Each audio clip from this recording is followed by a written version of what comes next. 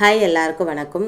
வீட்டோட தெற்கு பகுதியில் வைக்கக்கூடாத பொருட்கள் என்னென்ன, அதையே மீறி வச்சோம் அப்படின்னா என்ன ஆகும் அப்படின்றத பற்றி பார்க்கலாங்க.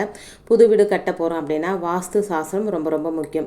எந்தெந்த ரூமில் எந்தெந்த திசையில் இருக்கணும், சமையலறை, குளியலறை, கிச்சனு, பூஜை ரூம் இதெல்லாம் எந்தெந்த இடத்துல இருக்கணும் அப்படின்றத வாஸ்து பார்த்து வைக்கிறது ரொம்ப ரொம்ப முக்கியங்க.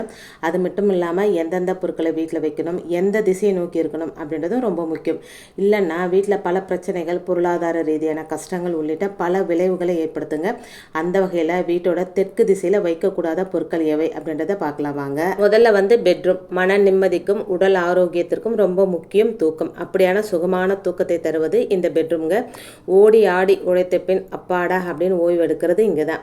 இப்படியான இந்த படுக்கை அறை வாஸ்து சாஸ்திரத்தின்படி தெற்கு திசையில் இருக்கக்கூடாதுங்க. அப்படி இருந்தால் திருமணம் ஆகாதவங்களுக்கு திருமண பிரச்சனை, திருமணம் ஆனவர்களுக்கு திருமண உறவுக்குள்ள பிரச்சனை அப்படின்னு பல இடையூறுகள் வருமாங்க.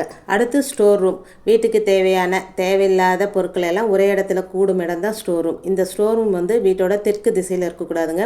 அப்படி இருந்தால் குடும்ப உறவினர்களுக்கிடையே விரிசல் ஏற்படும் அப்படின்னு சொல்லப்படுதுங்க. குடும்ப வாழ்க்கைக்குள்ளும் பிரச்சனைகளுக்கு வழிவகுக்கும் அப்படின்னு சொல்லப்படுதுங்க. அடுத்து துளசி செடி.